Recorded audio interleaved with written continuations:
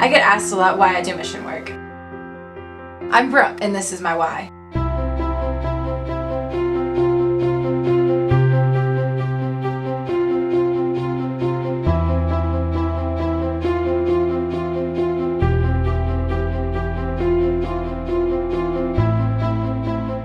On my first trip to Peru, I was young and naive, to be honest. I was 20 and I had barely been out of Virginia, much less the United States. My first trip, I was unprepared for what I was going to see. I was not prepared to be exposed to a history that doesn't feel much like history, to be honest. My first trip to Peru, the day we arrived in Ayacucho, the water and power had just been restored due to riots from teachers in the city. The teachers were on strike, which has been somewhat a theme on trips to Ayacucho. Many trips later, the team would be locked in our hotel in Ayacucho due to protests that had started. From the ministry partners that we worked with in Ayacucho, this was rumored to be the work of a guerrilla communist terrorist organization called the Shining Path.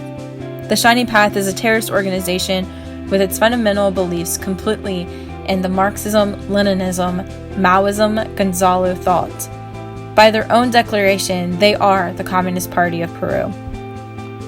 My first trip to Peru, the region was shaken after roughly 20 years since Miguel Guzman's capture. Things were starting to get heated again in the region. The desire to have a local regional militia to defend the people of the city was starting to spread, and they were preparing for the potential to have to fight the Shining Path again. Our translators took us to the top of one of the surrounding mountains, where a cross was built as a memorial for those who had lost their lives during the war against the Shining Path. That was the first time I felt the pain of the past of the Peruvian people. Something that is important for me when serving in the mission field is to understand the past of the people you are working with. The war with the Shining Path is a history that we here in America probably have never heard, but is one that is important to know when doing ministry within the country. It is important to note that the Shining Path is still active today in Peru, but they focus primarily in the drug industry and still try to gain control of the presidency to rule the country, but have yet to succeed. In the late 80s, early 90s, the war in Peru was full on. The guerrilla terrorists went into the Andean villages and destroyed them. Ultimatums were given to the communities to join them or die. Pastors of community leaders were locked in their churches while they set the churches on fire, leaving them to die inside. Many accounts of execution-style murders have been reported in the Andean mountains, as well as other crimes that are too heinous to even speak of. Miguel Guzman was ruthless in his teachings about trying to create a society that was more perfect in the economic equality, all starting in the University of Ayacucho in the 60s. He believes wholeheartedly in the Marxism, Leninism, Maoism, Gonzalo thought, and that the only way they could bring any change was with a violent revolution. The official revolution lasted about a decade, with the violence that shattered not only the lives of the people of Peru, but the political system within the country. But the real war started many decades before. I could talk about the Shining Path for hours, so I encourage each of you to listen to stories, videos, or pick up a book about this time in Peru, because it was more than just a political revolution. It was a revolution that shook the Christians of the country, especially in the Ayacucho region where the revolution started. Many Christians were martyred in Peru in the decade-long war. I have had the privilege of talking to some of the people who have lived through the horrors that took place, where family members were raped, murdered, dismembered, or just disappeared to never be seen again. Even though hearing the stories from the survivors of this time, I see how God has used the tragedy to bring glory to Him. I have worked in the communities that were a stronghold for the Shining Path, and have seen them become a place where God is everywhere, where the communities raise the banner high for Christ, and it has not been removed. I have seen God take a broken country and slowly mend it back together to where He can be seen brighter than in the past. I see the scars that He has healed in the survivors and their families.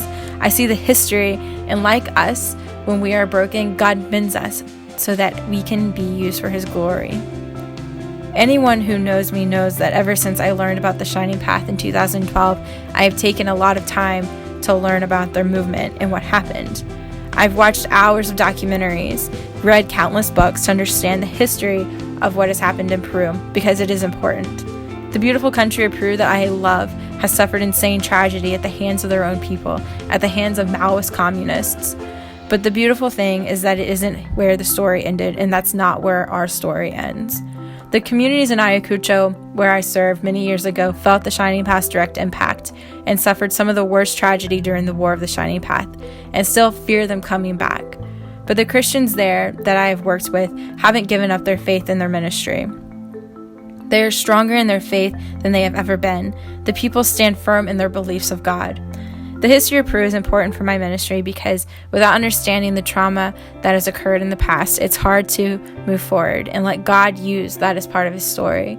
The history of Peru is sad, but beautiful in that a time period in their lives does not define who they are, does not define who they worship. The history of Peru and the people of Peru demonstrate that who they are in the past does not need to be who they are today. You may not be able to forget what happened or who you were, but you can use your past as a testimony of our Lord to further his kingdom. You are probably wondering why this is a reason why I do mission work in Peru, because quite frankly, it sounds terrifying, and for the first couple of years of my ministry in the country, it did scare me. But our God is greater than our fears. He's greater than our pasts. He has an amazing plan for Peru and for each person there, and I cannot wait to see how he uses me in that master plan.